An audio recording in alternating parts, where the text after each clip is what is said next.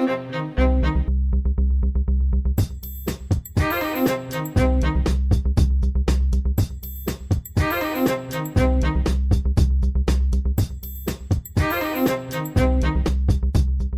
everybody, and welcome back to Small Town Murder Express. Yay and choo-choo. Oh, yay indeed, Jimmy. Yay indeed. My name is James Petrogallo. I'm here with my co-host. I'm Jimmy Wisman. Thank you so much for joining us today on another crazy edition of Small Town Murder Express. 10 pounds of murder in a 2-pound bag, as we like to put it. Wild, crazy stories. We're fitting it in there for you. Wild one as usual this week. Before we get to that, head over to shutupandgivememurder.com. Oh, why, James? Tickets for live shows. Well, merchandise too, but tickets for live shows are going to be what you want. Our next show with tickets available is May 2nd in Denver. That's going to be awesome. Can't wait for that. Salt Lake City sold out the night before, and then Buffalo sold out on May 29th. But May 30th, Royal Oak, Michigan, Detroit area. Get out there, get your tickets, and then we are in September. We take the summer off, and then September in Milwaukee and Minneapolis on the 18th and 19th, and then we're Dallas, San Jose, Sacramento, Terrytown, Boston. Get in there. Get your tickets. Shutupandgivememurder.com is where you get all of those and more. Definitely. Then get yourself Patreon as well. Please do. Don't dilly-dally. Don't hold yourself back. Don't hold yourself down, really, is what we're trying to say here. Patreon.com/CrimeInSports is where you get all the bonus material. Anybody $5 a month or above, and that's not going up. People have asked us that before. We're like, nope, it's been $5 since 2016. It's going to stay $5, even though we keep adding more content. So Costco pricing of Patreon. That's right. It is this is our hot dog. So buy our hot dog, everybody. Yeah. So do that. And you get new episodes. You get a whole huge back catalog of hundreds of bonus episodes you've never heard before as soon as you subscribe. Then you get new episodes every other week. One crime and sports, one small town murder, and you get how much, Jimmy? Do they get? Every inch of this hot dog. Every damn bit of this hot. Okay, the inch part made it a little weird, but that's fine. For crime and sports this week, we're going to do old-timey articles and ads, and those are hilarious. Deaths and murders and weird stuff. Then for small town murder, we are going to do the Corey Richins case, which just happened in Utah. A woman who killed her husband and then wrote a book about grief for her children. And that's only the tip of the iceberg, man. That is the weirdest. I watched the entire trial, and it is bonkers stuff. Patreon.com. Teach your kids how to grieve when you murder their dad. That's wild. So now she's even getting sued for his likeness that she used and shit. It's wild. No. Yeah. Patreon.com/CrimeInSports, just like the name of our other show that you should also listen to. Oh, yeah. So there you go. Do that. And also you get everything we put out ad-free. And Jimmy will mispronounce your name trying to give you a shout out at the end of the regular show as well. So you can't beat it.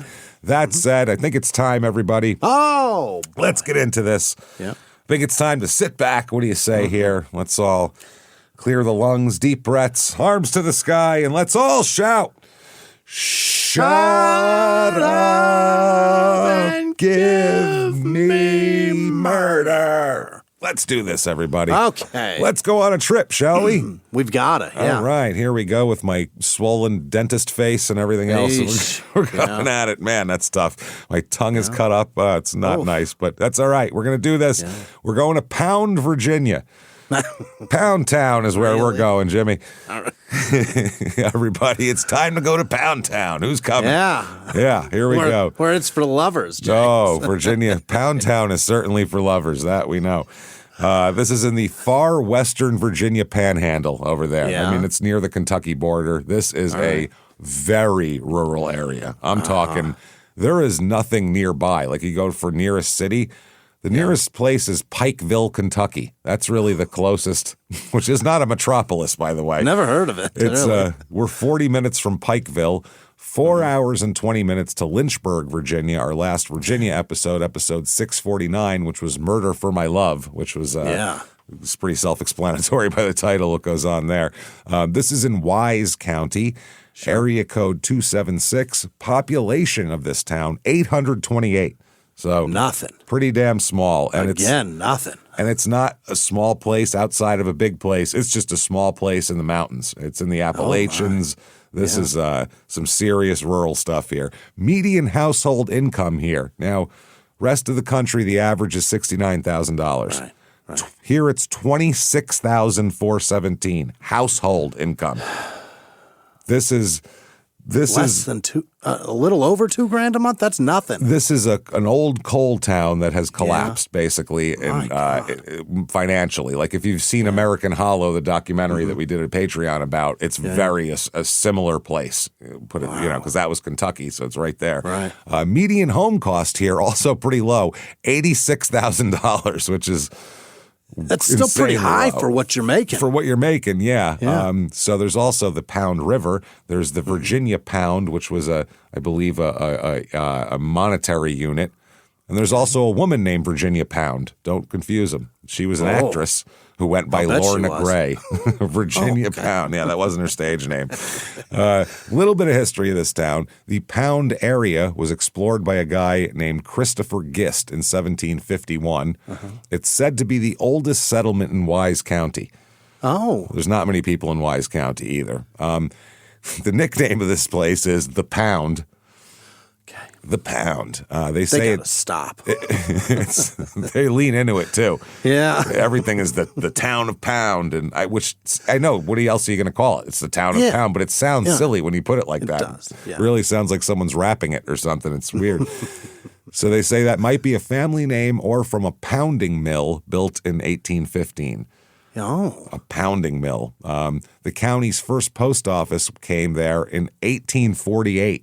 So they'd been there 100 years before they got a post office. And then it wasn't incorporated until 1950. So it took another 100 years after they got a post office. It was the last town in Wise County to incorporate. It's a big coal town. They had a bunch of tough, rugged bars that catered to coal miners only, across the border in Kentucky. Then the mining went down and everything kind of collapsed. And it's not great. In the 90s and 2000s here, there's a lot of problems in terms of the political setup and the tax base and things like that. So the Virginia General Assembly passed a law that would revoke the town's charter unless improvements were made. Your town is such a shithole. We're going to condemn your town. You can't be a town anymore. We're taking You're your name away. not allowed to be a part of this. No. Like a gang that's ripped a patch off somebody's jacket and was like, no, you're not allowed anymore. Cut a tattoo off of Blood's chest. It's the town had closed its police department, failed to pass a budget, and had its wastewater facility taken away by the county. They were just broke? Up. Yeah. Wow. After the coal mining went away, I mean, it's broke. So a law was passed specifically to potentially dissolve the town, but the charter was restored in 2023, so they must have fixed it. This town, by the way, banned dancing without a permit since 1981. It is illegal to dance in this town. If you just hear music and feel joy, you're not allowed to have movement to it at all, unless you had a permit. You go to City Hall and ask somebody them was offended by something, right? Yeah, this is the town Footloose is based on, essentially. This is wild. That's amazing. No gyrating. We ain't no gyrating in our streets. Couple reviews of this town here. Yeah. Okay, we've never been here. Maybe it's wonderful. Here's 5 stars. Pound, Virginia is a small town with some financial issues. I've heard. It almost lost its right to be a town. The buildings are starting to crumble. This is a 5-star review, by the way. Just so what a crazy sentence. 5 stars. Yeah. And the town doesn't get too much business. However, recently there's been a change. The town began working on tearing down the old buildings and new shops started opening up. I would love to see the town spend the new income from the businesses on repaving roads.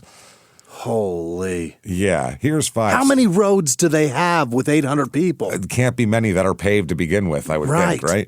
Here's 5 stars. Lived here all my life. I wouldn't want to live anywhere else. Sure, we have to leave town for most things, but most of us work in other towns. We can get what we need before coming home. So basically, there's nothing here, but that's all right. We all have to work. How many times have you left work and gotten home and somebody been like, we're out of TV? Well, now I got to go back. I got to go back to another town. Because I didn't know. Here's 1 star. There's nothing to do here. We have to travel out to Pikeville, Kentucky or Wise, Virginia to do all of our errands and for work. It's a very small town in the middle of nowhere. Yeah. Good and then Lord. Finally 1 star. I've lived here basically my whole life. Everyone is on meth and in and out of jail. Perfect. Nice. There's literally not a single thing to do. The economy's so bad that they shut down our high school. How do you shut down? Sorry, kids. I don't know. What do you do? Go somewhere else? We can't afford no learning. Nope, no learning around here. Them book learning is expensive. This is a really sad excuse for a town, is the final word there. Things to do in this town. Right. Search old mines for corpses. That's something. Yeah. You could do that. There's also look for a way out. Yeah, look, try to tunnel your way out of here. There's also the Red Fox Storytelling Festival. Oh, I know who that is. Yeah, no, it's not. I don't think it's him. Not that one. 1D, 1X. Red Fox, not Mr. Red Fox. So they do a storytelling thing where everybody comes in and they tell children's stories. How the rabbit lost its tail. Fairy diddle, which sounds horrible. That sounds horrifying. I don't like any of this already. That sounds like you're going to need a lot of therapy after fairy diddle. Layla's Blue Ribbon. Then there's local stories. Around the Red Oak Tree. Murder in the Pound, which is what we're going to be doing today. Hey! And stories of Bigfoot. That's literature around here. Bigfoot stories. Come tell about Bigfoot. Yeah. Then they have other things. Lost its tail. They have a documentary called Justice in the Coal Fields about a strike in 1988. Fast Food Women, a documentary about workers in the fast food industry. That sounds like a porno. That sounds, I was going to say, fast food women. That sounds like you're getting a shake with that, I think. Music, they have bands. Strawberry Jam will be there. Oh boy. Yeah. And it's a good band name. It's not bad. And Madison Denhard. That's a person. That's another porn name. Now, that said, let's talk about some murder here. Okay. Wow, what a place. This is a wild place that everybody understand where we're settling into here? Okay. Tons of sexual connotation, and they can't afford it. And they're not allowed to dance. Either. That's why they're having so much sex. They're not even allowed to dance. They're like, I need to move close to another human. You gotta throw these hips one way or another. Oh, so let's go back in time here to the year they passed the no dancing ordinance. A dark year for Pound. Yeah. 1981 here. Let's first talk about William Jeffrey Cantrell. His name he goes by Jeff. Now, Cantrell, Cantrell, seems to be a very popular name around these parts, as we'll get to here. They happen to all be related, James? Well, I hope not, based on this relationship we're going to talk about now. No. He's 30 years old in 1981. He's born and bred in Wise County. I mean, he's a Wise County boy. He marries in, 1971 he gets married, to, at the time, I believe, about an 18-year-old young lady named Judy K. Cantrell. Now, I don't say her name is Judy K. Cantrell because she took his name. Her name, to begin with, was Cantrell. That makes it easy. So in a town of less than 1,000, if people of the same last name are getting married, you assume they're related, correct? They've gotta be. And it's not Smith. Or Jones. It's fucking Cantrell. There has to be some distant, at least a cousin, some distant relation here, I would imagine. Oh, they're related. At the very least. I don't even think we're out on a limb to say that. No, I think we're in a very strong branch of the family tree here. I'm not sure. But I couldn't find any information about whether they're related or not. But their names are Cantrell, and they're both from this area. So take your pick. I don't know. Her parents are Evelyn and Ezra Cantrell, which is crazy. So by 81, they live in a house in Wise County, kind of we'll talk about, on a road, off of a road named for her uncle, by the way, and maybe his uncle too. We don't know. We're not uncle. There, possibly. They have a 5-year-old son. Yeah. Who was born in 76, so it's 81. They've been married for 9 years. Jeff is an engineer for Bethlehem Steel Company coal mine number 26 in Shelby, Kentucky. Okay. So that's what he does. He's a coal guy. So this house here sits directly above the Orby Cantrell Highway. Now, Orby Cantrell is her uncle, and he was a member of the Virginia House of Delegates for 30 years. Okay. So he's like a powerful politician, especially in an area like this. Yeah. That guy is king. You know what I mean? They're naming highways after him. When you got somebody in your family that's that known around here, you should be able to know if you're related or not, right? I think they know. whether they're related to each other. Oh, boy. Now, they have some neighbors around them and some family as well. Yeah. Okay, right next door is Bill Cantrell. That's you're going to go, well, who's he related to? He's related to Jeff. That's Jeff's father.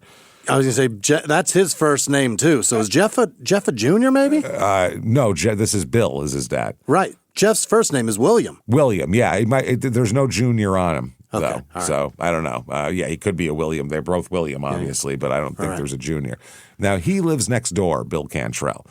So that's Jeff's dad, and who knows, possibly Judy's uncle. We don't know. So Or aunt. We have no idea. Yeah. So they all live around here. His brother-in-law and sister live two doors down in the holler or whatever the hell's going on here. So it's real. Everybody kind of lives in a little compound area. Oh, boy. It's strange here. They're all in each other's shit all the time. They yell from across the yard at each other and shit.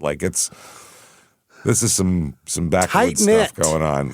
Tight knit. Yeah, Cantrell's marrying Cantrells. That's tight knit, I would say. Now, two doors down is the brother-in-law, Mac Mullins is his name. Mac is his first name. Now, how's Judy and Jeff's marriage going?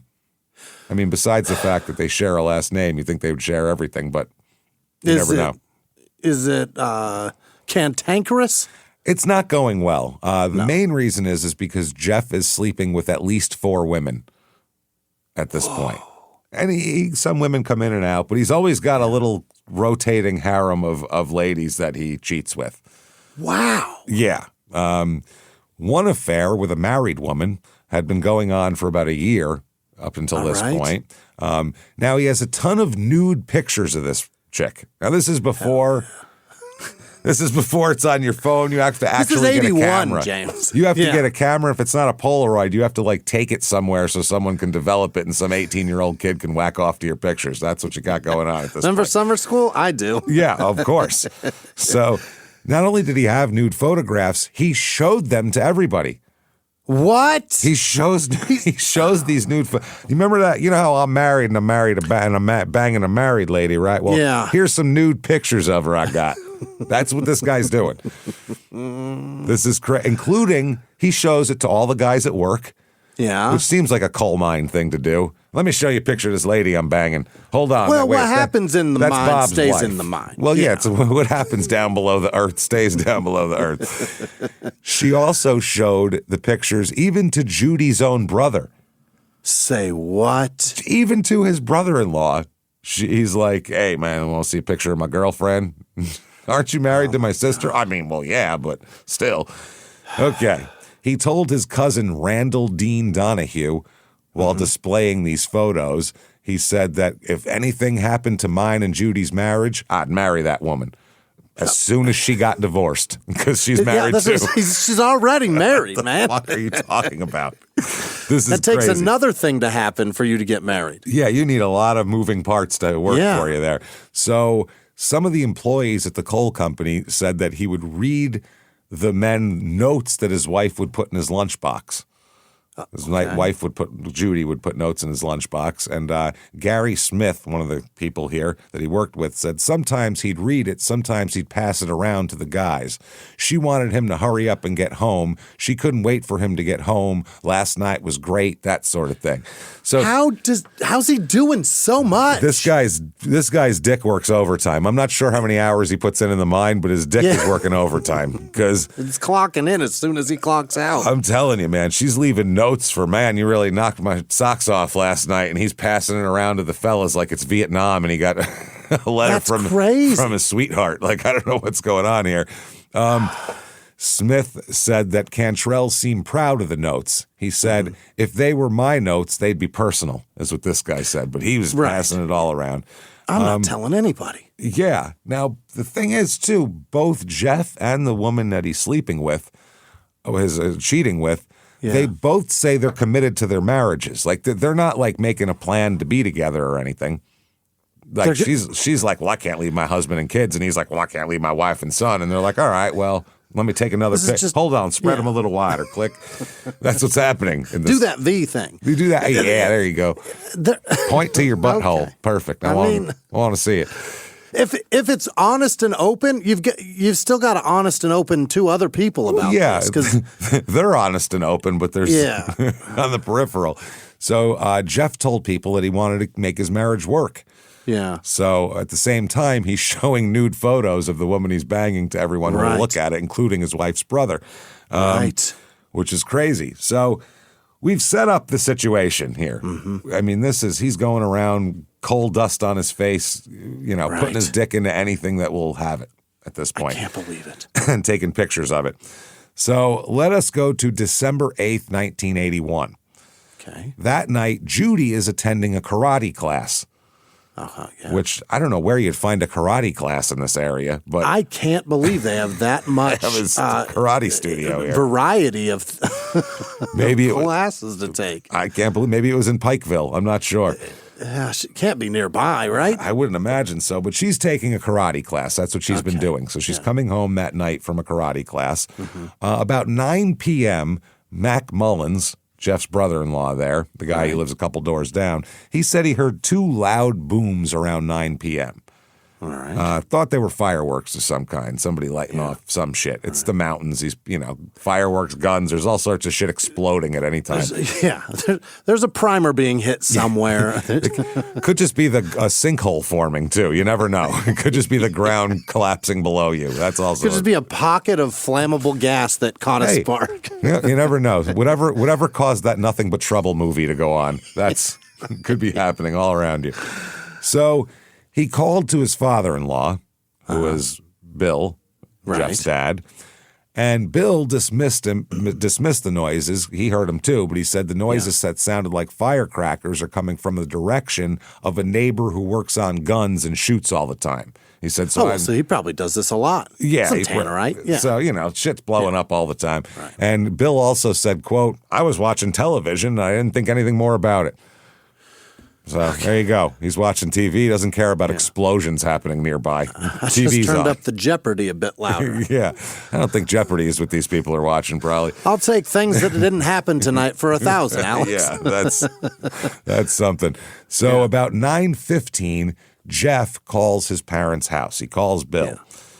And he's kind of in a tizzy, basically. Yeah? He says someone's broken in and he needs help.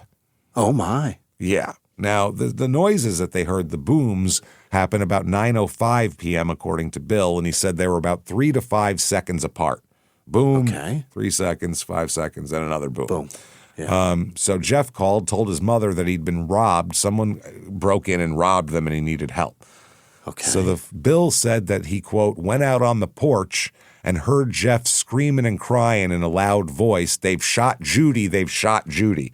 Oh, my God. Yeah. So Bill calls Mac Mullins and says, let's go over there. Now, he's next door. Just go over there and call. Well, dude's hey, Mac, come on over. Somebody's been shot. I'm going to need a pal.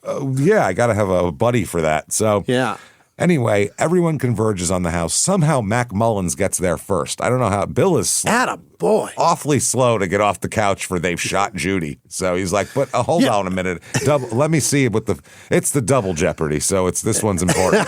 They've shot my daughter-in-law. What'd they wager? Let me find out. Now, did they do it in the form of a question is the real thing.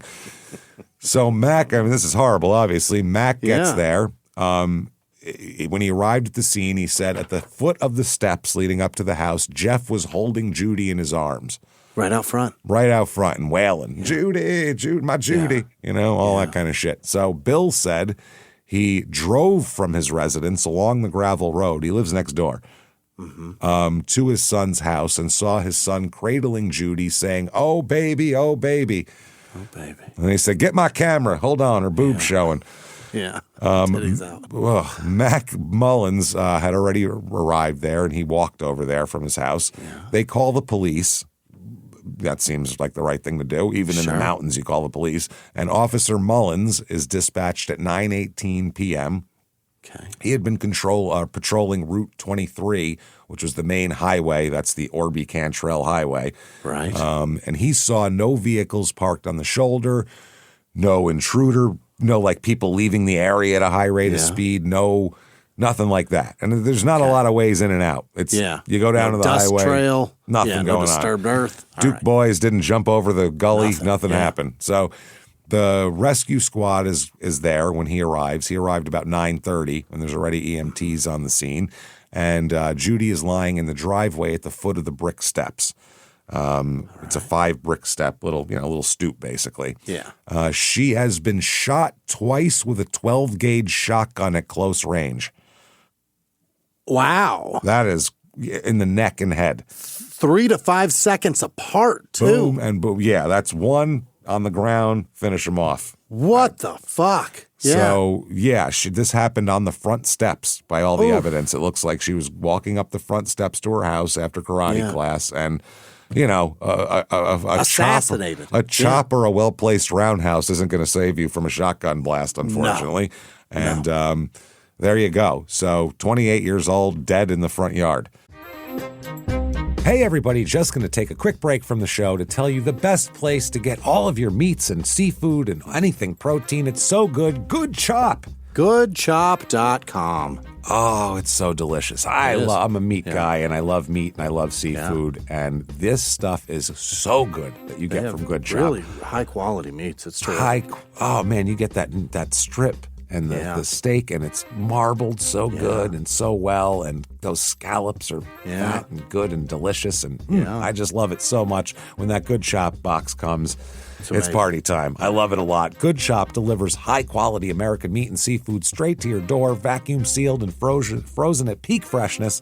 Your freezer's going to stay stocked up so you can cook it whenever you want, and it's amazing. You're never going to have to gamble on this quality at the grocery store, which is sketchy at best. I'll tell you that right now. And unlike a lot of companies, Good Chop, they get their meats and seafood exclusively from American farms and fisheries. By choosing Good Chop, you can support family farms, local family farms, and independent ranchers right here in the U.S. You can customize your box from over 100 menu items, including USDA choice and prime steaks, 100% grass-fed beef, wild-caught seafood, which is great seafood selection. It's fantastic. Organic chicken, responsibly raised pork, excellent pork chops too, because you made those, and so much more.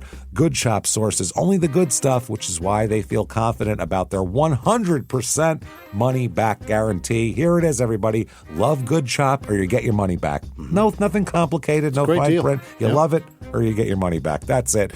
Go to goodchop.com/podcast and use the code 50smalltownmurder to get $50 off plus free shipping on your first order. That's $50 off plus free shipping at goodchop.com/podcast, code 50smalltownmurder. Now back to the show. Just going to take a quick break from the show and say thanks to HomeServe for sponsoring this episode. Homeserve.com. Absolutely. It's great to own a home. Owning a home is fantastic. One minute you're hanging out, you're looking out your window, sitting on your couch, thinking everything's great. Looking at your stuff. Next second, pipe bursts, you're ankle deep in water. Then what are you going to do? Yeah, repairs don't care about if it's convenient time for you or not, and they don't care about your budget. That's the problem.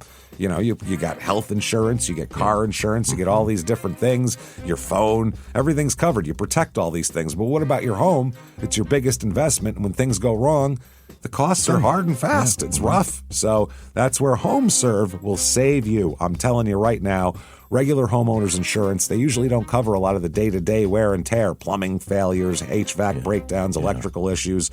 You're often on your own for those. If a hurricane hits your house, it's one thing, but these repairs are horrible. That's where HomeServe comes in. It's like a subscription for your home. For as little as $4.99 a month, they've got your back.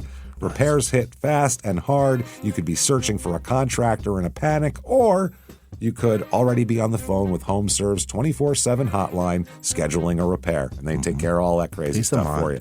It's super simple. You choose a plan that's based on your needs and budget. When something on your plan goes wrong, just call their 24/7 hotline and get that repair process started. They've helped homeowners like you and like us For over 20 years, with a trusted national network of over 2,600 local contractors with 4.5 million customers and a 4.8 out of 5 post-repair rating. It's an A-plus Better Business Bureau rating. They're the real deal, and they are. They're fantastic. I love HomeServe. It is. I feel so much more secure knowing that I'm not going to have to scramble and panic and try to figure something out when something goes wrong. Be out there knee-deep in muck for no reason. Oh, yeah, because I've lived in like Arizona when the air conditioning went out, and it was like, it's a panic. You're in a panic. Yeah. Oh, my God, we're all going to die. It's a crazy panic. So help protect your home systems and your wallet with HomeServe against covered repairs. Plans start at just $4.99 a month. Go to homeserve.com to find the plan that's right for you. That's homeserve.com. Not available everywhere.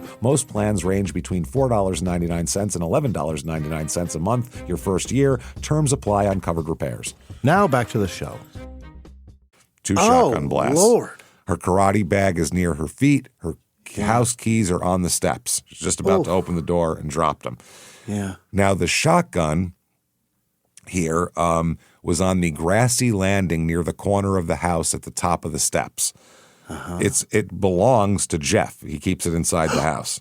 It's Jeff's shotgun. So somebody broke in, got the shotgun, and shot her. And and where's he? And left him and hauled ass. Well, he said he was kept in there for a long time, as we're going to find out. So there's 2 spent shell casings, one on the landing and one still in the ejector slot of the shotgun. Oh, it didn't come out. Action. Yeah. So Jeff is lying behind her, and he's being attended to by medical personnel as well. Yeah. A rescue squad member named Cecil Bowling said that Jeff was hyperventilating when he arrived. His blood pressure was elevated, but he didn't recall seeing any bumps or bruises or cuts or anything on him. Okay. Now, so they find Judy's karate bag there. They find her keys, the shotgun, the shells. They also find a knife in a leather case as well, which is interesting. Now, inside the house, the kitchen cabinets and drawers are all open. All open. So either a poltergeist has came or somebody's been rifling through shit. We don't know. I love when they do that. That's so fun. That a ghost is just like, I just want to look like I've been looking for those vice grips that are in a cabinet somewhere. Just want to go through your junk drawer and see if you got a charger for an iPhone 4. I don't know why. I don't even have an iPhone 4 anymore. I just want to see if you had it. You know.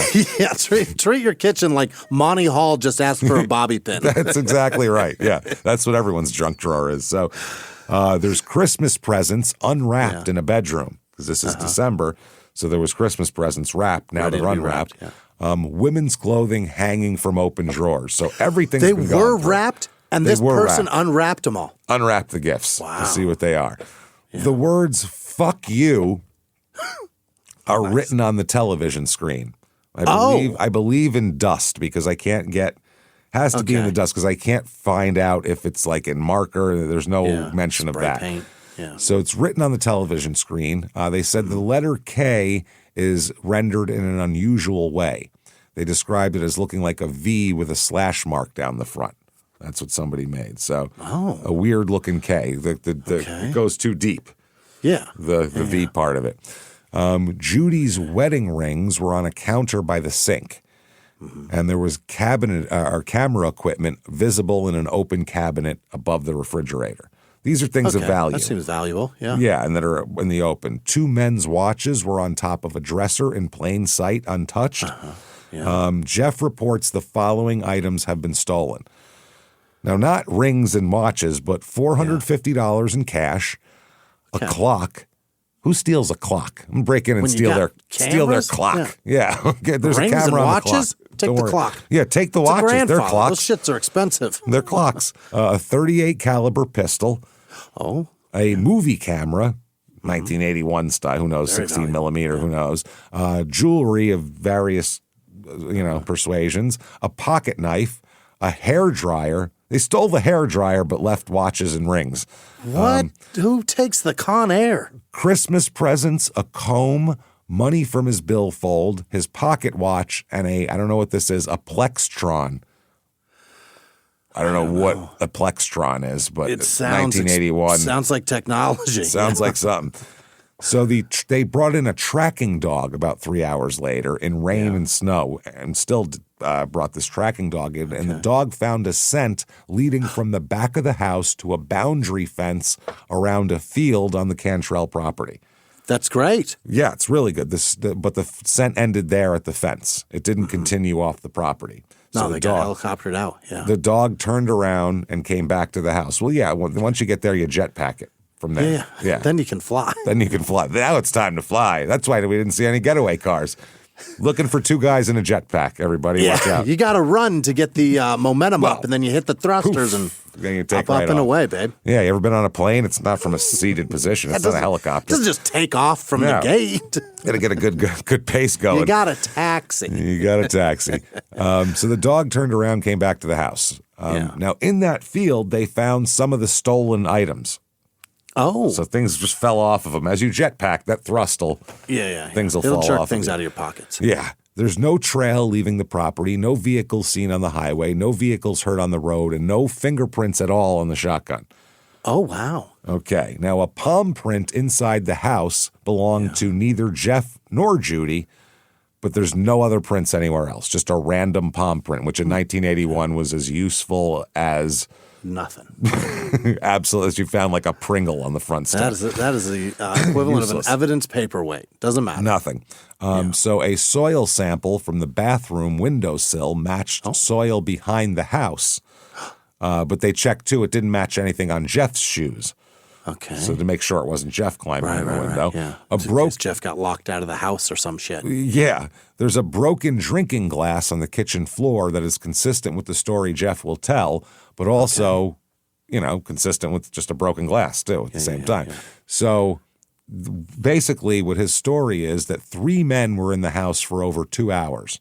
Wow. And essentially they disappeared into the night, and assumingly really with nothing of value, because everything has been found in the field and things haven't been taken. So really they just came in, shot Judy, we'll tell you what they did to Jeff, and then jetpacked off the scene and are gone. Held Jeff for 2 hours. 3. And then shot her and then hauled ass. Yeah, for over 2 hours. So at the hospital, Norton Community Hospital, Jeff is conscious on arrival, blood pressure back to normal, superficial scratches on the face, minor swelling of the forehead where there was a small bruise, X-rays all negative for broken bones, no concussion, nothing like that. Their diagnosis was acute hysteria. He's tripping. He's tripping, losing man. His mind. Yeah. That's it. So they gave him Valium intravenously.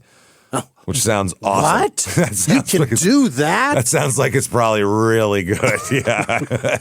You calm down right the fuck now. Right now, you're calm. That is awesome. So Valium, I didn't even know it came in a liquid form. You can liquefy anything.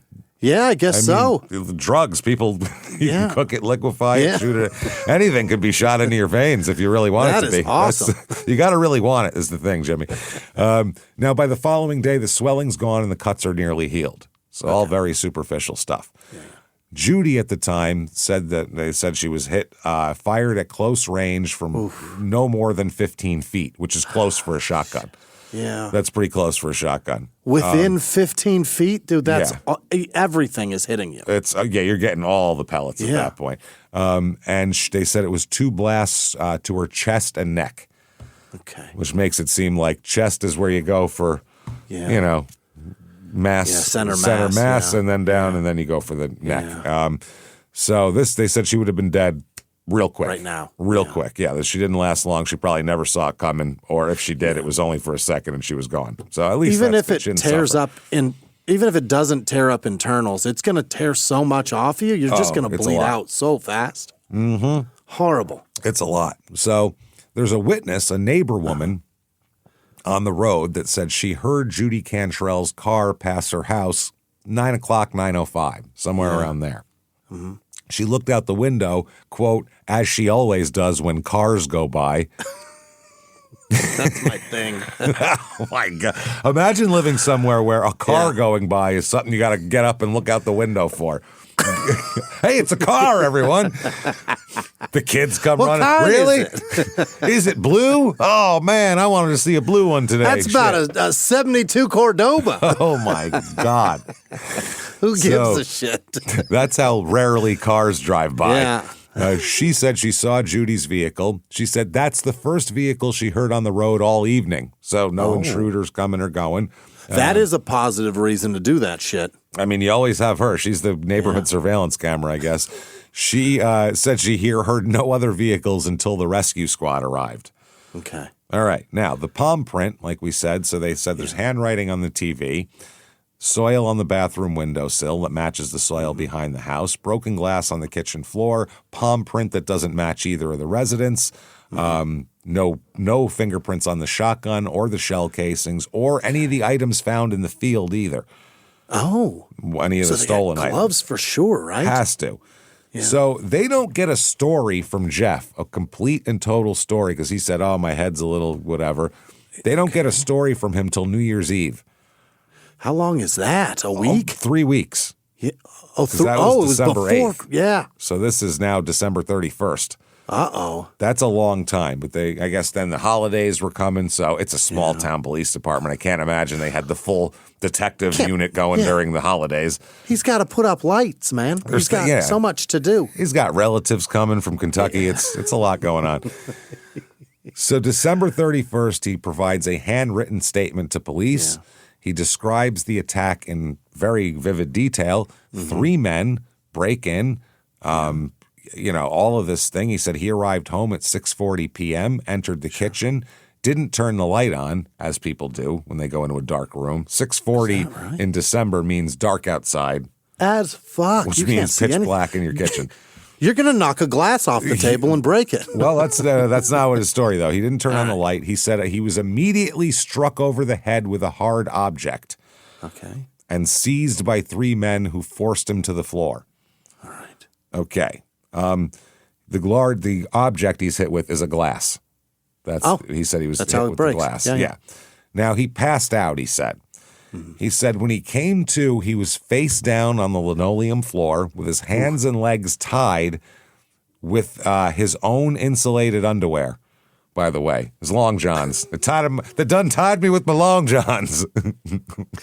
They tied me with my duck boots, my duck pants. Oh, my God. Insulated underwear means like it's warming. Long johns. So you wear that undershit when you go hunting at 5 o'clock in the morning. You call that insulated? Is that what those are? Yeah. It's like I think thermal? so.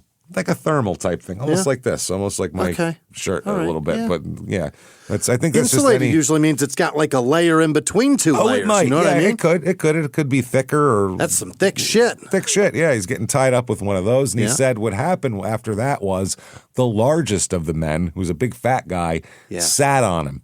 Oh. So he said he woke up to being sat on. He said for what seemed like 2 or 3 hours. So all the rest, this was their way of subduing the hostage. Was the other 2 guys ransack the house while the fat one sits on him. Hey, big guy, have a sit. That is really low-tech robbery skills there. Sit. Sit on him, will you, fat boy? Okay, fine. Okay, so he said the men beat him repeatedly. They hit his head. They banged it on the floor, broke the drinking glass on the back of his head, kicked him in the stomach. They just beat him up. He said no one spoke to him. Nothing. They ransacked the house. They stole things. Then he heard Judy's car pull into the carport. Oh, no. And he said he screamed, Judy, Judy, trying to warn her. Tried to warn her off. And he said they hit her over the head again. They hit him over the head again. Shut up. Yeah, shut up. And fat guy continued to sit on him. He then said he heard 2 shotgun blasts about 3 seconds apart. He said at that point, the men gathered up all their stolen goods that they had in a panicky fashion, and I don't think they expected her to come home, and ran out the back door. He said it's a story. He said he freed himself from the underwear as best he could, hopped up to the phone, turned the light on, called his parents, went outside and found Judy dead, and that's when they all found him out there. My baby Judy, she's dead. Yeah. That's what happened. And he's got superficial scratches on his face, a small bruise on the forehead, and some veins full of Valium at this point. That's what he got out of it. Yeah. So he said that's what's going on. He had a little reddish place on some scratches, is what one of the EMTs described it as. There's going to be a lot of questions with that story. There's a lot of questions there, yeah. So now Jeff's girlfriend, they talk to her. They find out they just ask around about Jeff, and they're like, "Did you talk to his girlfriend, the one he shows me titty pictures of all the time?" She said that yes, she and Jeff were a thing. Fucking. Yeah. He said that he was also involved with other women. Oh boy. She ain't the only one, and she confirmed the nude photographs existed, and that yes, she knows he shows them around. She's heard. At this point, by the way, they break up. She's done with him. She's like, oh, this is just too much for me. You made the police come talk to me. This is wild. Yeah, I can't be doing this. Now, they do the autopsy on Judy, and they find, obviously, the 2 shotgun wounds. Then they bury her. Then they exhume her for a second autopsy. Oh, this poor lady can't poor fucking Judy. rest. Nope, they won't even let her rest here. They said they needed additional information on shot trajectories and patterns. They didn't do that before? Apparently not. They were just like, yep, those are gunshots. She sure is dead. And they're like, we should have probably done like more. Did y'all stick some pencils in that to see which way they came from? Where's she buried? God damn it. Like, this is sad. This poor woman, man. This is horrifying. Oh, my God. And they said they thought they could gain more information on the distance from which the shots were fired because they thought that was important. Yeah. So they grant the request to exhume her. Jeff didn't want her exhumed. Like, why are you doing that? And there's a law that says basically your spouse owns your body, essentially. And if your spouse doesn't want you exhumed, then you need like a court order for it. Wow. So they have to get like a warrant and all this type of shit. Sure. This is from a newspaper. The exhumation apparently concluded after nightfall. Mrs. Clella Minor of the Minor Funeral Home said Wednesday night at the copper casket holding said Wednesday night the copper casket holding Mrs. Cantrell's body would be kept at the funeral parlor until they take her body and bring it back. So wow. They got her used casket they're waiting for. All right, April 17th, 1982. So months have gone by. 4 of them. 4 months have gone by. Jeff's been cooperative. He's been talking to the cops whenever they need him to talk. He's been, walking around. People are giving him condolences, and this poor guy's wife is dead and everything like that. He maintains his story. It's all he can do. Everything's fine. And they have no evidence to the contrary to say that he's lying, other than his story is absolutely ridiculous. Crazy. Other than the jetpack robbers. And how'd the fat one get off the ground with the jetpack? How'd that happen? He had 2. We didn't even talk. He had 2 of them on. Well, here's the other question. Said, give me a boost, and they had to get below him. Why did they murder a lady and leave your dumb ass here? Yeah, that's what I mean. Did she go into a karate stance, and they're like, oh, no, she knows the deadly arts. She's dangerous. She knows the crane, y'all. Oh, damn it, y'all. I don't know what happened. So Officer Roy Nixon gets a phone call on this day. A man calls. It's a man's voice. It's the Wise County Police Station. He claims to have been involved in the murder. Oh. So we got a killer here. Uh-oh. He tells the officers, I can prove I was involved in the murder because I can tell you where some evidence is. He's got some. So they go, okay. He said there's a flower box near the Pound hardware store in the town of Pound. You want to go there? Pound Town, yeah. Pound Town. Go to Pound Town. So Nixon's like, is this a prank call? Just want me to go. We've heard like, this. No, for real. It's 4:45 p.m. So the Nixon said it was a man's voice, and he identified himself as being one of the persons who broke into the Cantrell house. He said I would find all the evidence I needed to convict the man who killed Mrs. Cantrell, and that he would turn state's evidence after he was arrested. But he won't tell you who he is. Okay. At this point in time. So they head on down, and Officer Donnie Ray Mullins, I don't know if any relation to Mac Mullins. I don't know why there's only 2 goddamn names in this fucking town. But of course another it's one. Donnie Ray. Donnie Ray, cousin of Mac possibly. He's listening on the other line. And he has known Jeff Cantrell for 20 years. Just in personal matter, just from around, and he'd spoken on the phone with him several times. Sure, and he recognized Jeff's voice immediately on the phone right now. Yeah. He said that it was definitely Jeff. He said it was very similar to Jeff Cantrell's voice on the phone. So a voice could be mistaken, though. You never know. Yeah, Maybe this guy is really good at his Jeff Cantrell impersonation. That's all. Yeah. You never know. You know what? If Jay Moore called me as Christopher Walken, I'd be convinced that Christopher Walken called me today. You could do that, yeah. If I called you as John Wayne Gacy, you'd believe me. Probably. Except that he's dead. So police head to the hardware store. All right. By the way, Patreon, there's John Wayne Gacy. You'll understand it. We did a whole song. Yeah. It's pretty amazing. Yeah. It's pretty good shit. You definitely want to hear that. Police head to the hardware store. Yeah. In the flower box, under some freshly disturbed soil, they find a white plastic bag taped with yellow tape. Yahtzee. They open it. Yeah. A .38 pistol, similar to the one Jeff has reported stolen, is in there. He doesn't have that anymore, right? No, a dark blue lady's nightgown that belonged to Judy Cantrell. Why was that taken? Okay. A pair of pink women's underwear that belonged to Judy Cantrell. And 2 old photos of Judy Cantrell are in this. Okay. Very strange. It's a very interesting evidence bag. Yeah, so they identify the gun as the gun that was stolen. It's his, yeah. And the gun, the undergarments, the pictures, no fingerprints on anything, by the way. Nothing. So who could have buried that stuff? Who the fuck would? Well, there's a guy who went to high school with Jeff Cantrell, and he said 3 days earlier, April 14th, he had seen Jeff run across the street near the Pound hardware store at 11 o'clock at night. Yeah. Yeah. Just a scurrying? Just a scurrying along. He said that he saw him, quote, just kind of standing around near Pound Hardware on the night of April 14th. There's always someone watching. The hills certainly have eyes in this goddamn town. At least these hills. Out the window somewhere. So that was 3 days earlier. This guy said as he walked across the street, he had his head turned away from me. But after I drove past him, I looked back at him, and he was looking straight at me. It was Jeff Cantrell. So, not only that, you know how he wrote a handwritten story to the cops? Right. They didn't just say it and type it up. Well, that handwritten thing has a K that's written very unusually. In a V with a slash through it? A little slash coming out of it. Wow. So, he writes, I can see it now. Yeah, you can see it. So now it's just bad penmanship, man. Yep, just shit. He works in a coal mine. How much writing does he have to do? You know, like honestly, I'm not even being a dick. I'm just saying. Hilarious. It's not an office job. He's probably not doing a lot of writing. He doesn't know not everybody does that. Nope. So they go, gee, that looks just like the K on the TV. Yeah. It's a very unusual way. So they think about it, and they're like, he said he got home at 4 and was attacked for 2.5 hours. And his wife got in there, and the 2 loud booms, and then he freed himself somehow and all that kind of thing.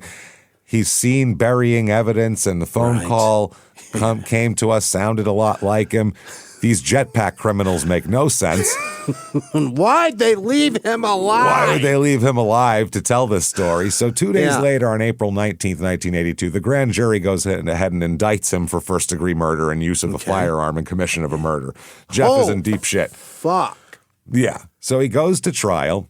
In his opening statement, his attorney said here, about the prosecution. He said, in his opening statement, Mr. McAfee, the prosecutor, said they were going to prove beyond a reasonable doubt that Jeff Cantrell killed his wife. You're being asked to find him guilty and send him to prison for life on circumstantial evidence. The prosecution started with nothing, and they've gone downhill. They got ugats, is what he's saying here. Okay. He said not a single piece of evidence in this case links Jeff Cantrell to this crime. The mere fact that Jeff Cantrell was there that night does not mean that he killed her. The Commonwealth cannot prove its case. Okay. And he also said, by the way, this week would have been their 10th wedding anniversary. Jeff's real sad about it. This week? Is there? Oh, boy. So, he argued that the prosecution alluded to the presence of an eyewitness account of his appearance at the hardware store, but he said, we have an eyewitness as well as documentary evidence that will show Jeff Cantrell was in bed at his parents' house the night of April 14th. Oh. He was in bed. The witnesses are his parents, which are not the strongest witnesses in this case. Those people are certainly willing to lie for you. I would think so. So they also bring in his girlfriend, talks about the affairs. They bring in cousin Randall Dean Donahue, talks about the photos and says, Randy Dean, and he said that, he said if anything happened to our marriage, I'd marry this woman. Jeff's sister testified about the affairs. It's a lot. Now, a cop here said that this one cop said that Cantrell was cooperative throughout the investigation, and adding his contacts with the defendant in the past led him to believe that he was a good man. Okay. He's a good man. He said, the only thing I've ever heard was a rumor years ago that Cantrell had stolen something while in high school. And he's also been arrested for littering. Okay. So he's like, I didn't think he was arrested for that's some hard. You got to litter hard. No dancing, no littering. That's what we do in this town. He was dancing, shit falling all out of his pockets. That's why they banned dancing. You drop things. It makes you litter, for Christ's sake. Then you litter more. Now, during cross-examination here, the prosecutor sought to dispel the notion that Cantrell's head had been struck by a blunt object or glass. He asked a doctor, if a man had been struck over the head with a glass, wouldn't he have some kind of head injuries? And the doctor said, quote, he may or may not. Depends on how tough you are, man. I mean, he said it would depend on whether he was struck with the sharp end or blunt end of an object, the shape and position of the head, and other things. So a glass. There's variables, sure. If you hit someone with the bottom of the glass, obviously that would be more of a blunt force. If you hit him with the top of the glass, it would break easier. So it wouldn't be as, that makes sense. Depends on which end of the beer bottle you're hit with. Because sometimes in the movies, you get hit with the Miller Lite and you turn right around and throw punches. And sometimes you collapse to the ground. Yeah, you never sometimes know. you just die. You just poof, you're out cold. It's a lot of variables. They bring in an EMT saying he was in a state of hyperventilation. He was breathing rapidly. In the field, we have no way of knowing if they're in shock or not, so we have to treat it like they are. They bring in Jeff's boss to talk about shit, and he called him a very good and steady worker. But he said he's also told me about all of his extramarital affairs he was having. He said he told me about two or three women he was going out with. He mentioned that there was an open marriage, basically, is what he was saying. Like my wife knows about it but doesn't give a shit. He's just living his life, and she's like, go do it, baby. That's fine, baby. Bring home that coal money. But I don't think that's true. I think he's obviously lying, probably. So they said, didn't Jeff Cantrell tell you he was having guilt feelings about one of those affairs? And this guy said, no, he didn't. He said, but it bothered me that he had the affairs at random. Just whoever he ran into, he would plow. He didn't give a shit.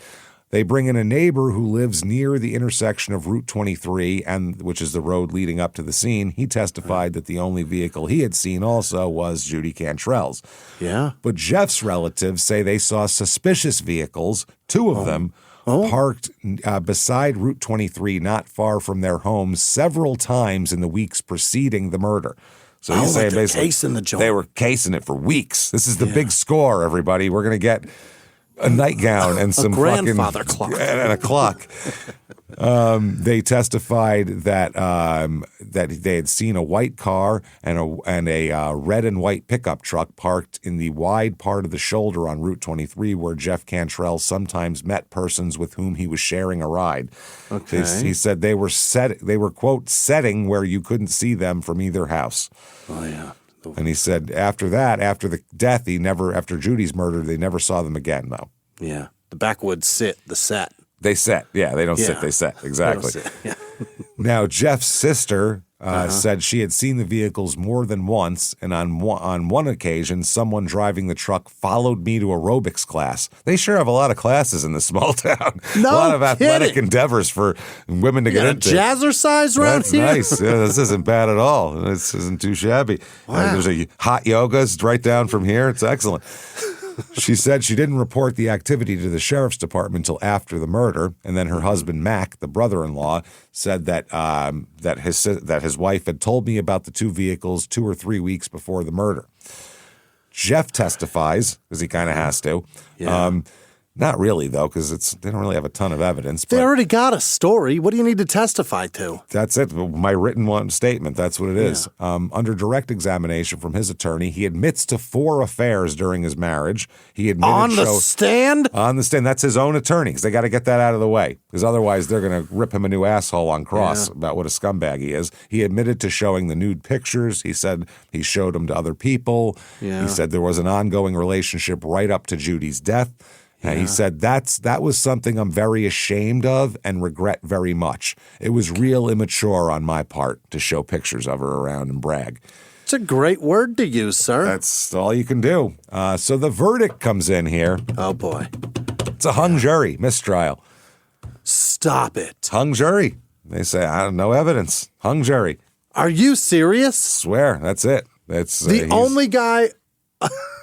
that they benefits said that story from this, makes sense. And the only guy on site left But a fat guy sat on him, Jimmy. It makes perfect sense. They were confused. Yeah. Yeah. If somebody in that jury said, ever had a fat guy sit on you, though? Because you can't get up. My cousin Jaleel. He was Jaleel. There's not a lot of Jaleels in this area, I don't think. Not a ton of Jaleels. My cousin Ramil.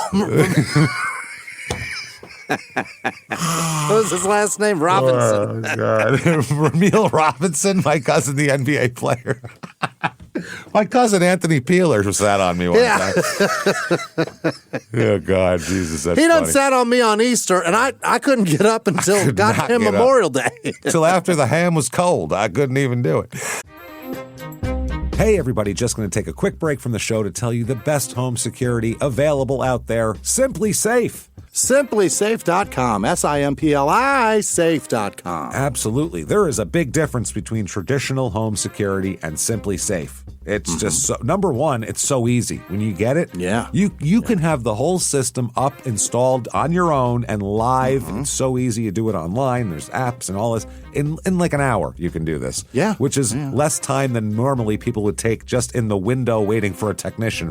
They have the cameras and they can see what's going on outside before you know what's going on. While you're in your house sleeping, they could be yelling at someone through your system, telling them to get out of here. The cops can be called, and you're like, what's going on now? It's great. They take the initiative and they go after it before there's a problem. They make it so there's not going to be a problem for you. It is so good. We really, really love it. It's easy to get secured. You can easily customize a system that's right for your home at simplysafe.com, and it ships to your door in just a few days with an app-guided setup and no drilling required. You can install and arm your system under an hour. No need to wait for technicians or any of that. And it's not just a camera. It's a comprehensive ecosystem of sensors, cameras for inside and out, and 24/7 professional monitoring. In the event of a break-in, fire, or flood, Simply Safe's agents are ready to take action. No long-term contracts. There's no lock-ins, no hidden cancellation fees. Simply Safe earns your business by keeping you safe, not by trapping you in a contract. And that's great, too. Their pricing is also really good. 24/7 monitoring for a fraction of what traditional brands charge you. And they were named America's Best Customer Service by Newsweek. And over 5 million people trust Simply Safe every day, and U.S. News & World Report ranked them the best home security system of 2026. We also rank it that way as well. We want you to experience the same peace of mind that we do, which is why we've partnered with Simply Safe to offer an exclusive discount to our listeners. Right now, you can get 50% off your new system by visiting simplysafe.com/small. That's half off at simplysafe.com/small, SIMPLI safe.com/small. There's no safe like Simply Safe. Now back to the show. Hey everybody, just going to take a quick break from the show and tell you a better way to shop for clothes with Quince. Quince.com, QUINCE.com. Absolutely. This is the time of year where you got to rethink what's in your closet. What do I have? What is in there? What do I have to put out? I've been putting big coats on and stuff all winter. Now I got to actually show myself, and I got to show my clothes. What are they? And, I want to keep fewer things, but better things. I don't want a closet full of junk, basically. Pieces that are well made, pieces you can wear all the time. That's why we keep coming back to Quince.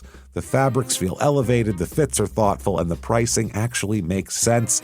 Quince makes high-quality, everyday essentials using premium materials like 100% European linen and their insanely soft flow-knit activewear fabric, which is really good, by the way. It's soft. It feels great. Their men's linen pants, which Jimmy has. We love those linen pants. We know that. Yes, they're awesome. And their shirts are lightweight, breathable, and comfortable. Basically, the perfect layer for spring. The pants strike the right balance between laid back and refined, so you look put together without looking like you're trying too hard, you know? Yeah. Nobody wants that. And They're great for on the lake, sitting on a boat, sitting on a beach. Little breeze going They're great through. water pants. Yeah, great water pants. And they're flow-knit activewear, moisture-wicking, anti-odor, and soft enough that you'll actually want to wear it all day. And the best part is their prices. The prices are 50 to 60% less than similar brands. And you go, well, how do they make quality stuff that's that cheap? Well, very easy. They work directly with ethical factories and cut out the middlemen. So you're getting quality, but you're not paying some salesman's salary. It's great. It's exactly what you want with your clothes. So you're paying for quality, not brand markups and advertising and all that kind of thing. Everything is designed to last and make getting dressed easier. We shop everything at Quince. We get packages all the time from Quince whenever we're going on the road. I'm looking on Quince for new stuff for that trip, and Sarah buys her stuff on Quince. We love it. You don't need to shop anywhere else when you have Quince. It's fantastic. So refresh your wardrobe with Quince. Go to quince.com/smalltownmurder for free shipping and 365-day returns. Now available in Canada too. Go to QUINCE.com/smalltownmurder for free shipping and 365-day returns. Quince.com/smalltownmurder. Now back to the show. Hey everybody, just going to take a quick break from the show and tell you a much better, easier way to shop with Thrive Market. ThriveMarket.com. Absolutely. Thrive Market's a membership-based online grocery. It's just $5 a month. You get access to curated selection of organic and non-GMO brands, 90-plus dietary filters. The app is awesome for that. Weekly sales, free gifts, and the peace of mind that 1,000-plus ingredients are already restricted. One annual fee, priceless peace of mind. We love Thrive Market. I really enjoy it. I love keep eggs out of my diet with them. That's what I mean. For Sarah, the gluten. You can filter that right out, and anything with gluten in it is gone. It's awesome. And if you find some ingredient that you don't want, you can find another something like that without that ingredient. It's really excellent. It really is fantastic. We love it. I really do. Can't tell you enough about Thrive Market. I love their sea salt tortilla chips, by the way. Yeah? Absolutely outstanding. I keep those stocked all the time. I order multiple bags at once. It's a lot. I love Boy, those am I things. a big fan of sea salt chips. Oh, they're so good. They're so good, those sea salt chips. They really are here. It's excellent. Plus, Thrive Market restricts, like we said, 1,000-plus ingredients. No stressing over any of this labels or Googling every additive. Who has time to do that? Every product is curated, organic and non-GMO brands vetted before they ever hit the site. It's the in-app barcode scanner finds healthier swaps for almost anything in your pantry right now. They're awesome. And, you pay $5 a month, so you don't have to Google all this stuff and worry about it. And I don't have time to do that. It's a hassle. It's too much of a hassle. And the member pricing up to 30%. You end up with 30% off every week anyway on sales and free gifts and price matching, free delivery. It'll pay for itself, really. It really does. It's excellent. No per-order delivery fees, no service charges or figuring out what your tip's going to be. None of that stuff. One annual cost, and that's it. All the filters mean you're going to get anything you want out of there. You want high protein, you want low sugar, GLP-1 friendly, gluten-free, keto, more, whatever you want. It's awesome. The fact that you can filter out the whole site by high protein or low sugar in seconds, it's awesome. You guys want that. Ready to do your own spring reset? Join Thrive Market with our link, thrivemarket.com/smalltownmurder for $20 off your first 3 orders. Plus, you'll get a free $60 gift. Now back to the show. So, May of 1983, they have another trial. It is literally the exact same trial, exact same evidence. 2 years later. A year later. A year later. So exact same trial, exact same evidence, witnesses, you name it. It's a photocopy of the first one. Yeah. This time they have a verdict, though. Oh. Yeah. So is it going to be over with? We'll find out. He is found guilty of first-degree murder and use of a firearm. Got him. Well, maybe. The judge says, you, sir, may fuck off. Life plus 1 year. That's for the gun. The gun is 1 year. So it's life plus 1 year. That's what he gets. So he appeals in 85. And this is directly from the appeal. The appeals court says the conviction was built on a cracked foundation.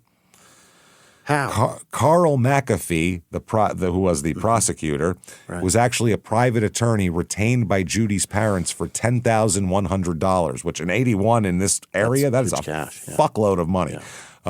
With the explicit goal, in Judy's father's own words, of getting Jeff Cantrell convicted.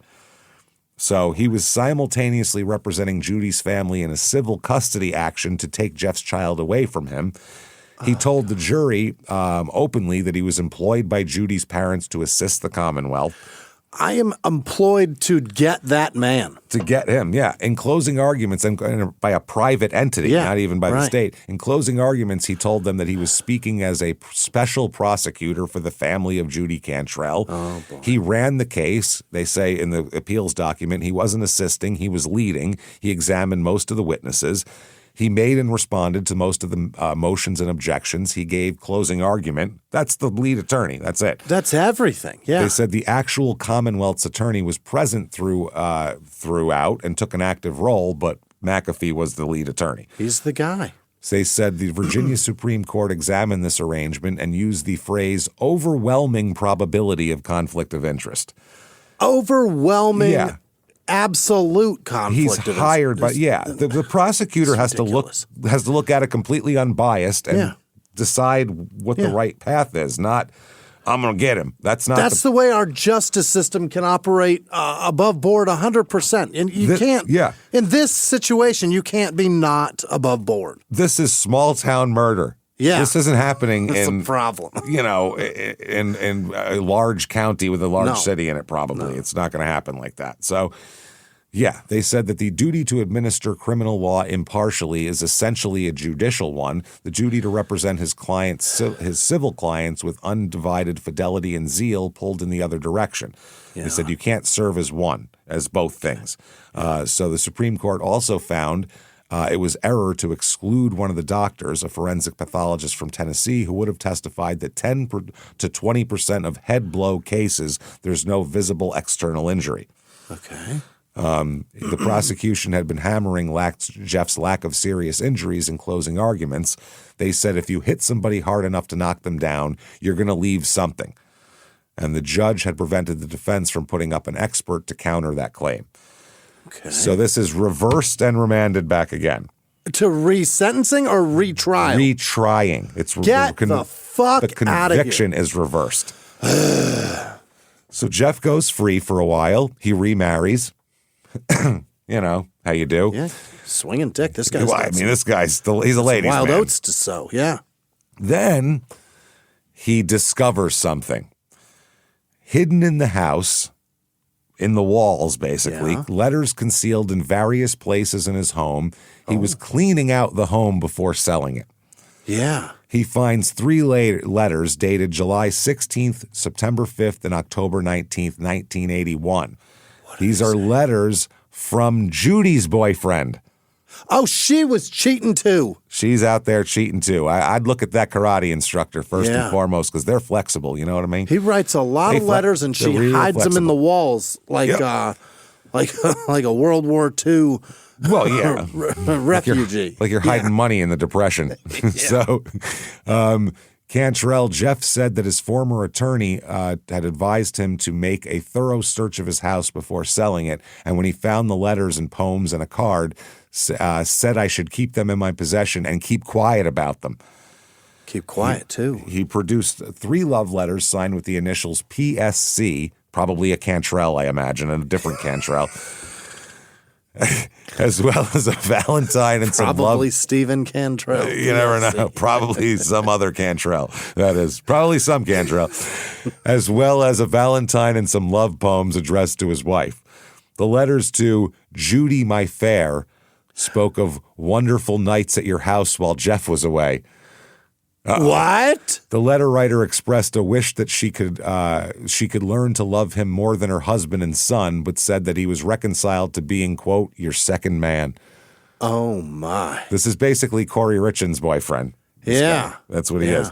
Cantrell said he would turn the letters and notes over to the sheriff's department at the end of the trial to see if they would, the third trial, to see if they would help track down his wife's real killer. Once we get done with my bullshit, they can go track it down.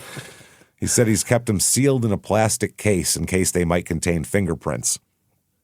One letter stated the writer had, quote, destroyed all our pictures except the juicy ones.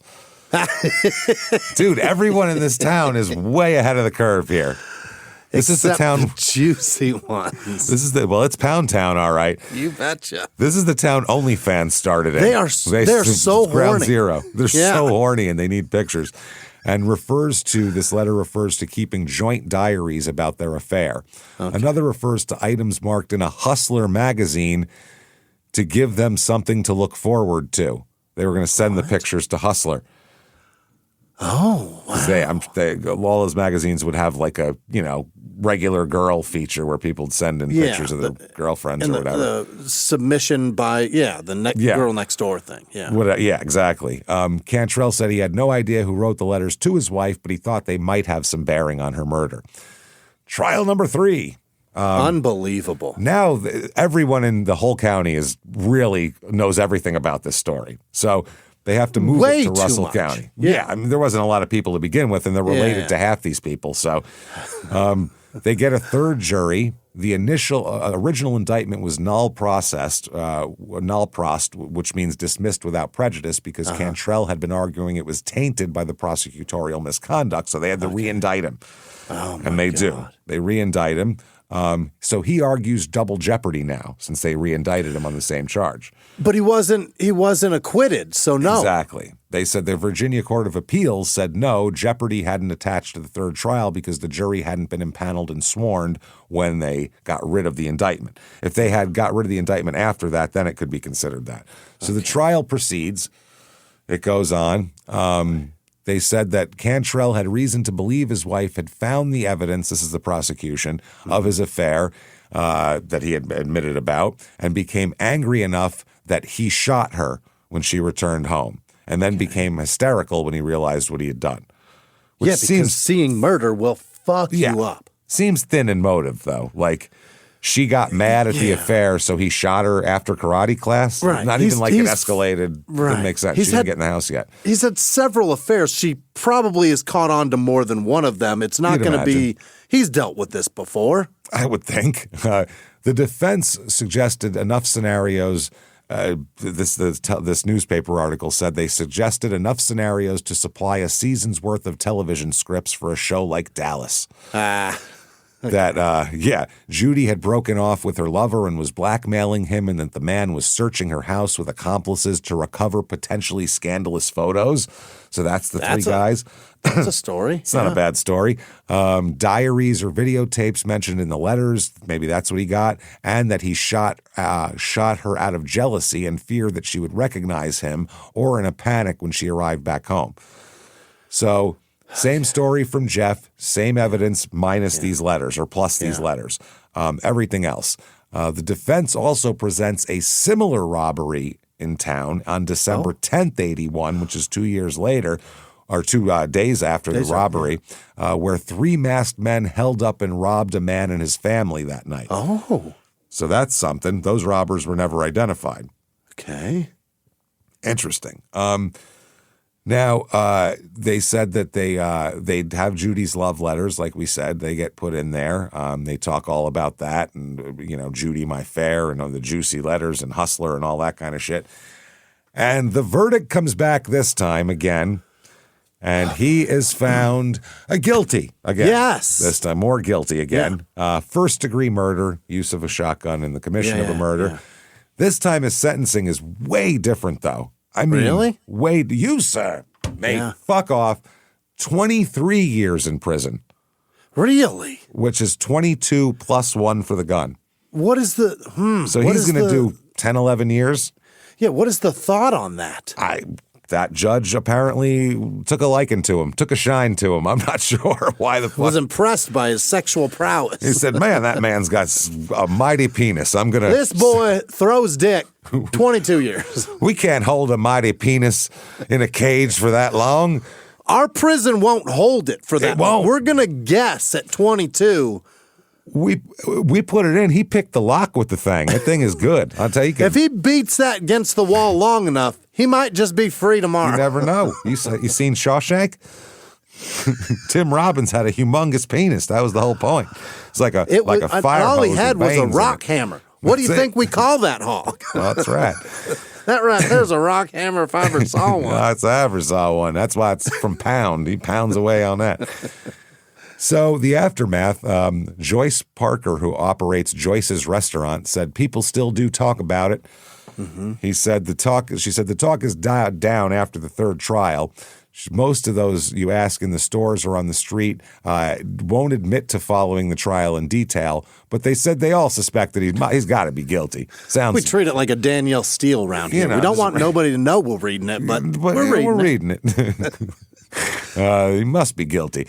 So the mayor said that was just one unfortunate thing. We very seldom have any break-ins or robberies. The biggest crime rate around here is in this town is drunks. You know small towns, they get somebody down to the funeral home that's been run over with a car or shot or something like that. Everybody in town goes to the funeral because they know her. Their lawyers want evidence of other break-ins.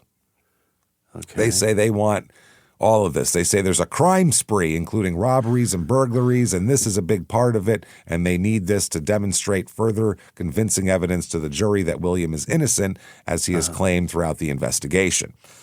Nobody else has been shot in these robberies? Just one person? That's the thing. It's nobody else has been murdered, and no one else has been sat on. None of this shit happened. Why would you murder a woman and leave her husband? Makes no sense. Who would do that? It makes no goddamn sense. It really doesn't. You hear her coming, you can just jet out the back. They didn't take anything from her. Right. That's the thing. It's not like shoot her and rob her. They just shot her and left. And what they did take, they left it at the property line before they jetpacked or turned right the fuck back and went back in the house. Why not drag her inside, tie her up with some long johns too? Right. It makes no sense. Leave her alone. More appeals. Federal habeas corpus was the last procedural door available to a state prisoner who's exhausted all the state appeals.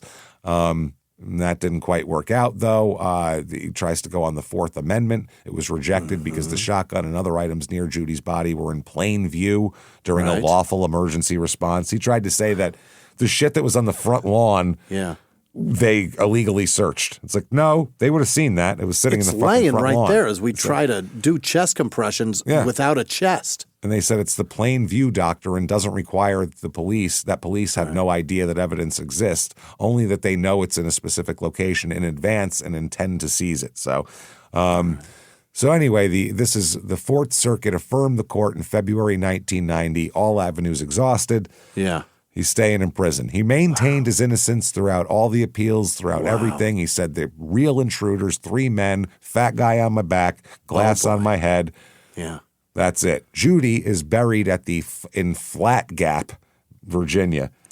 Is there any place that doesn't sound gross sexual? And sexual here? No, that's why they're so horny, though. Now we know why they named it all this shit. God damn. She's buried at the Benjamin Balling Cemetery. There you go, everybody. I mean, he got out. Must have got out pretty damn soon after that. I tried finding him, could not track him down. Don't know. Ooh, he should be about 75 years old. Man. Yeah. About 75 years old. And if a 75-year-old starts showing you nude pictures of women, might be Jeff Cantrell. You never know. Not positive. But there you go, everybody. There is Pound, Virginia. Wow. And a crazy-ass story. We'll go through the end quick here. Yeah. Man, if you enjoyed this story, please get on whatever app you're on or Netflix or whatever and tell the world about it. Yeah. Do it. Give us 5 stars. It helps a ton, helps drive us up the charts. Head over to, find us on social media. You can do that at Small Town Murder on Instagram, Small Town Pod on Facebook, patreon.com/crimeinsports. That is also what you need as well. Anybody $5 a month or above, you get all the bonus material, hundreds of back episodes you've never heard before, new ones every other week, 1 Crime in Sports, 1 Small Town Murder. You get them all. This week, no different. What you're going to get for Crime and Sports is old-timey articles, deaths and murders, and ads. They're so much fun from old newspapers. Crazy. Those are some of the most, what they would disclose. Yeah, some of our most popular episodes. Then for Small Town Murder, the Corey Richens case. The woman who poisoned her husband and then wrote a book about grief for her children. Crazy shit. Can't make that up. That's patreon.com/crimeinsports. You get all the shows we put out, Crime and Sports, Your Stupid Opinion, Small Town Murder, all ad-free with your Patreon. Ad-free! And you get a shout-out at the end of the regular show.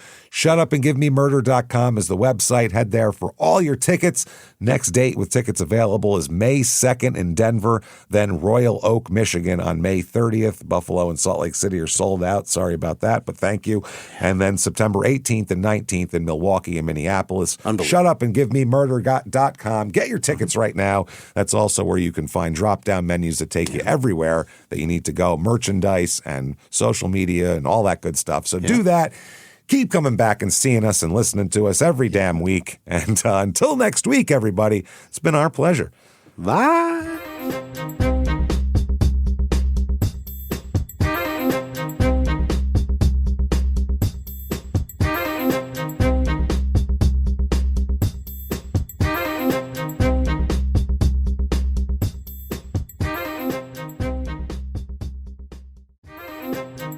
Hey, everybody, listening to Small Town Murder out there. Yeah. Hi. Hello. Good to see you out there. I'm here with Jimmy, too. And this is an ad, but not an ad for a product. This is an ad This for is the best tour kind. dates. Yes, Yeah. come see a live show, the 2026 tour. Yeah. All the tickets are for sale right now, starting out with February 21st in Nashville, March 6th in Durham, March 7th in Atlanta. Phoenix is sold out. We do have tickets, though, to Your Stupid Opinions on the 21st of March. Salt Lake City sold out. Denver has tickets. Be there on May 2nd. May 29th, Buffalo sold out. Royal Oak, Michigan, May 30th. We have September 18th, Milwaukee, September 19th, Minneapolis, October the 3rd in Dallas, October 16th in San Jose, October 17th in Sacramento, November 13th in Terrytown, November 14th in Boston. Come see us. The live shows are spectacular. Come join all of the other STM people. You're going to meet so many people. You're going to have fun. Make some new laugh friends. like crazy and make some new friends. Come out and see us. ShutUpAndGiveMeMurder.com is where you go for those tickets. Get them right now while they're hot. See you on the road.